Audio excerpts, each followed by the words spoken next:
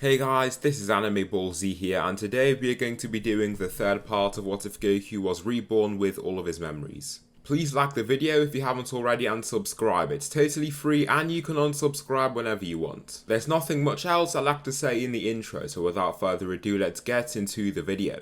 Slick talker since a jet. Winter time, all the time, ooh, yeah. Look at the way that I move, swag. Disrespectful and I'm rude, okay. I had cocaine in the school. Vegeta feels taken aback by the kindness that Raditz is showing him. Vegeta felt the need to just kill Nappa when he was defeated by Raditz. However, now he thinks twice about it. Vegeta feels humiliated by his defeat, and so does Nappa, to be honest. The two Saiyans decide to leave and Nappa goes off to get healed. Vegeta wants to go off and train so that he can get strong enough to beat Raditz in the future. Seeing his red aura, he thought about the power of the Super Saiyan, but he then recalled Raditz's claim of the power being one that the Saiyans weren't aware of. During this time, Nappa and Vegeta aren't aware of what's going on with Namek. They aren't aware of the Dragon Balls because Goku destroyed Raditz's scouter before that information could have been relayed to them. This timeline has already taken quite a change, since Vegeta, Nappa and Frieza are all unaware of the Dragon Balls. Goku never told Raditz about their existence, and the Namekians aren't immediately in any form of danger. However, with the Dragon Balls on Earth, Goku wants a few powers. He summons Shenron and asks for his potential to be unlocked, gaining an immediate boost in power.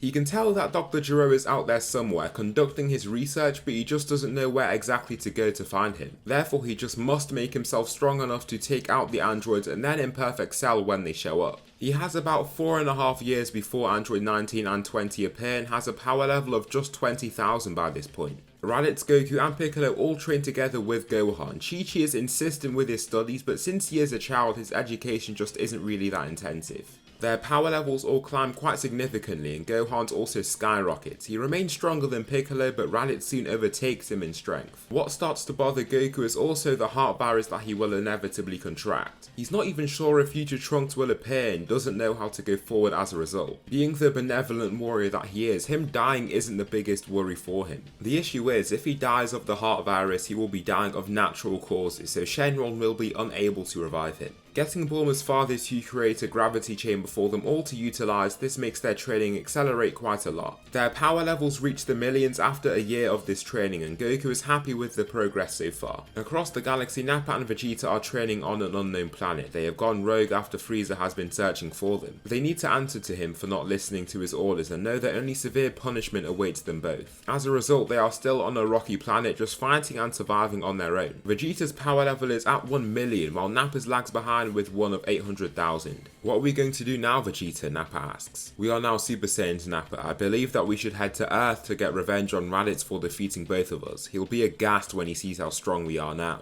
During some training, Goku and Raditz are training over the waters of Earth. They are in their base forms and Goku is trying to teach Raditz better fighting technique. Goku's impenetrable defense annoys Raditz, but also makes him want to learn to fight that way so that he can be as skilled as him. He is his younger brother and hasn't been in anywhere near as many battles as him, but he still fights with insane technique. Since when did you learn to fight like this, Kakarot? Raditz asks, slightly annoyed. It's just come from a lot of training under many masters. To learn you have to be humble and be aware that others can know more than you do, Goku explains. Raditz applauds his brother's skill and humility, but he has noted one thing: he doesn't fight like a Saiyan would. He fights with utter calmness, no rage, no pride, no bloodthirst. As they fight, they sense two massive key signatures heading straight for the planet and they stop right away. In seconds, Piccolo and Gohan are by their side after flying right to them. They all lock into the sky, then fly in the direction of these signatures. It's Vegeta and that other guy, Goku says, watching them emerge. Vegeta and Nappa have returned, Raditz says, with a smile. He leaps off the gizzard rock that he stood on to stand right ahead of the two Saiyans. The other three warriors also descend to stand behind him. What do you two Saiyans need here? Raditz asks, extending his hand. He wants to shake Vegeta's hand, but all he receives is a kick to his chest. You humiliate me and you think that I'm here to make peace. I'm here to defeat you. I'm here to reclaim my rightful title as the strongest Saiyan in this entire universe. The long-haired Saiyan just smiles upon seeing him fly in his direction. Raditz evades his first attack, then does the same to the next one that comes his way. Vegeta fights with fury and looks angry that his attacks are getting shut down. Raditz continuously fights on the back end with a smile gleaming on his face. shouts. Vegeta soon stands ahead of the Saiyan, tired and panting. Raditz is not doing the same and instead looks quite calm with his arms crossed. I told you that you cannot stop me. This planet has power that you cannot just attain through hard training, Raditz claims. To this, Vegeta chuckles. Tell me, Raditz, do you believe in the legend of the Super Saiyan? Vegeta asks. Yes, of course, my brother is the legendary Super Saiyan. I have seen the form with my own eyes, he claims. Ah, is that so? What if there were more than one? Another Super Saiyan, Vegeta shouts, entering his battle stance. Raditz looks a little confused, but then clicks onto what Vegeta is trying to say. Just as he processes his question, he begins his transformation and begins ascending. His hair flashes golden and his eyes begin to glow blue. He fully transforms and gives off a blinding light, entering his Super Saiyan form. Here we are, Raditz, let's see if you can still challenge me, he shouts, shooting toward the long-haired Saiyan. Raditz receives an impactful punch to his stomach before being kicked back more than 100 meters away. Vegeta pounces and continues to fight him intensely and relentlessly, letting out his pent-up anger. He has been training with the thought in his mind of being inferior to the Saiyan. Now that he has this form, he feels elated to see that that is seemingly no longer the case. Raditz, now bleeding and battered, stands against Vegeta with his arms up and ready. Vegeta just walks forward with a smile, elegantly and arrogantly. What is that weak stance going to do to protect yourself? I'll just punch your arm and break your bones, Vegeta declares, advancing. However, Raditz begins powering up. He uses Kaioken but doesn't stop there. He knows that he can't. He begins reaching much further and utilizes the true power of Kaioken times 20. His power skyrockets and he punches Vegeta right in his face. His much stronger strike takes him off guard, but he still takes a punch to his face from the Saiyan Prince. Vegeta does so with a smile on his face, only to see Raditz resisting his own punch. Nappa from the sidelines almost can't believe it, then Raditz throws a wave of impactful punches to his body to try and subdue him. His assault is relentless and intense, since he knows he won't have enough stamina after this is over.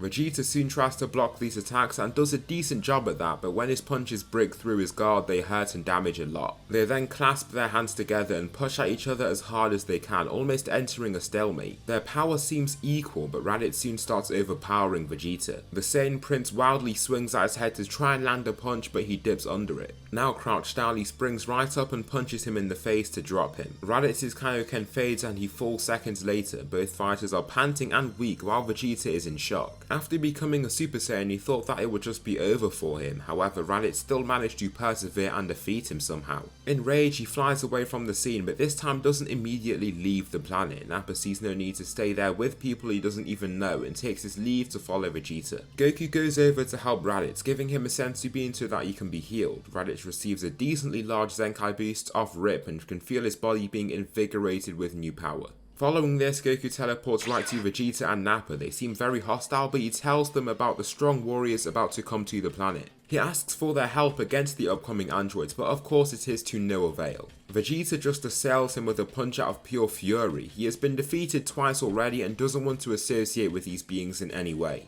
Goku is aware that his message has been heard and doesn't lose hope right away. Vegeta and Nappa are Saiyans and want to face strong foes. He believes that in 3 years, if they have nothing else to do, they will come and help. He isn't asking them for help because he knows he is strong enough now. However, he wants Vegeta and Nappa to become friends with him and his friends so that they can help him in the future fight against Moro. Also, if the heart virus incapacitates him, he wants people to fight in his stead. So their 3 years of strenuous training ends and they have now reached their true potential. Goku, Gohan and Raditz are now Super Saiyans, and Goku has gained access to Super Saiyan 2 and 3. Of course, he had that ability ever since he was reborn, but now he can confidently say that his body is strong enough to use such forms. Just as they expected, the time has come. They feel people's ki signatures being depleted in the city of Sasebo, and they head over to the area to engage in battle. The 3 Saiyans stand at the front of these fighters, and Raditz flies right into the city. He enters the city and looks ready to face the 2 androids that he sees first. These 2 androids are Dr. Gero and Android 19. Raditz stands there and exudes confidence as he stares these beings down. So you're the androids that Goku has been talking about all this time. Let's see how strong you are then, Raditz shouts, powering up. From what Goku has said about these androids, he knows that they won't be weak at all. His aura switches from silver to gold and lights up with new colour and power. He enters his Super Saiyan form and flies right at the 2 warriors. He takes Android 19 off guard with his first punch that launches him across the street that they're in. Raditz swipes at Dr. Gero and clips him on his jaw before 19 comes flying right back to attack them. The android slams into Raditz, but they both stand firm. Raditz soon starts pushing 19 back, then takes the chance to finish it off.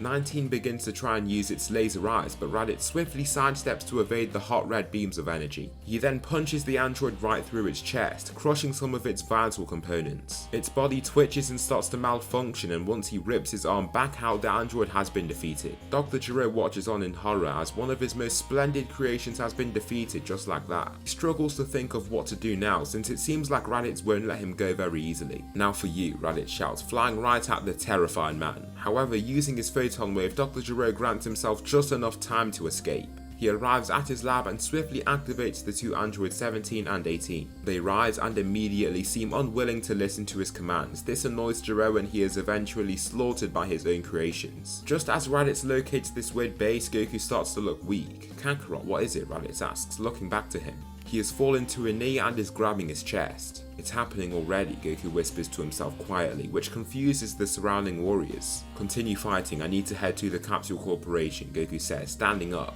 He collapses again, but Krillin is there to help him up. "Don't worry, I'll get you there. Good luck everyone," Krillin says before flying off. Raditz looks back to the base and the door soon opens. Once it does, 17 and 18 are revealed. Some more androids to destroy. Thank you for revealing yourselves," Raditz says, entering his Super Saiyan form once again. "Where is Goku? We have no interest in fighting you, Raditz," 17 replies. "My name? How do you know my name?" Raditz asks, with caution. Before he receives a valid reply, he is hit with a punch from 18 and the fighters enter flight, scattering apart. The androids race to meet their level and all of these warriors look ready to fight. Piccolo, who is now significantly stronger than he was in the canon timeline, stands overhead and charges forward. He throws 2 haymakers, but 17 handles each one. He retaliates with his very own strike, driving his fist into his stomach. Piccolo is left wheezing and lightheaded from such an impact and is left to descend back to the ground. Gohan promptly catches him, then Raditz zooms ahead in flight to try and take down this warrior. 17 dodges his first punch and 18 comes flying in to try and attack him from the side. Raditz blocks her first punch, then kicks 17 away before slamming a ki blast into the other android's face. Just as he has done this, 17 drives forward his body right into his stomach to send him flying tens of meters back. Raditz feels slightly nauseous from the sudden force, but his adrenaline masks this feeling relatively well. He continues fighting with vigor and resolution. The other fighters are stunned at his ability to fight like a warrior. No matter what attacks he takes, he fights through the pain and continues on. This even makes the androids slightly perplexed, since they have infinite stamina and continuously beat him down. "You must be wondering how I'm still going. A Saiyan never loses his will so easily," Raditz roars, beginning to power up even more. His shout is vehement and powerful and he makes the air around him shake violently. His muscles become larger and the veins across his body become significantly more visible. With a final scream, he enters the next stage of his transformation, Super Saiyan Grade 2.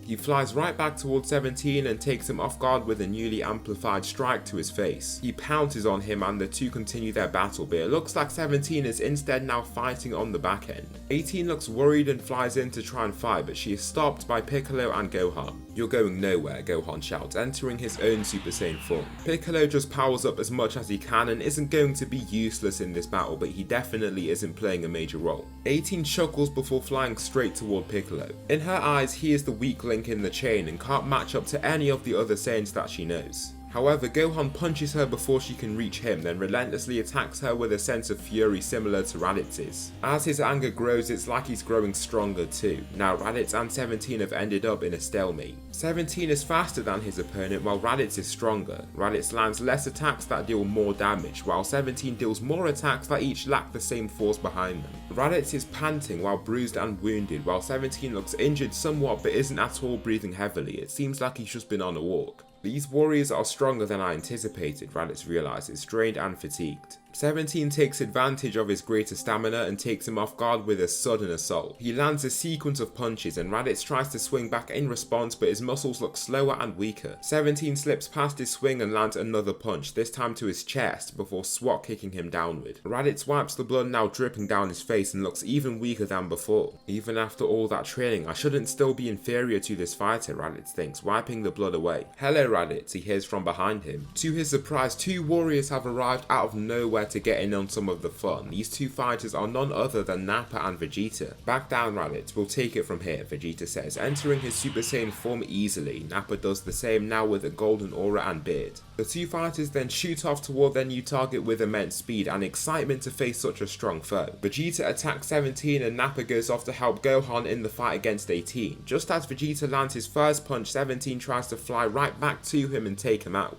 Just before he can do so though, Vegeta swerves around him to punch him in his back. As he is being launched forward, Raditz launches a full power double Sunday that hits 17 right on. He is launched downward and a large explosion is given off, then Vegeta adds to the damage by hurling in a big bang attack. His attack looks like a nuclear bomb and even catches the surprise of the other fighters around them. The smoke soon thins and 17 is revealed with quite severe injury. He stumbles onto a rock before tumbling down to his hands and knees. There we go, looks like these fighters weren't even that strong after all, Vegeta says with arrogance. Thanks Vegeta, thank you so much for helping us, Raditz says, panting. Save your breath, you look exhausted, Vegeta replies. So that will conclude the third part of What If Goku Was Reborn with all of his memories. Please tell me something you liked about this video or something that I should improve on for the next one. Thanks so much for watching and I'll see you in the next video.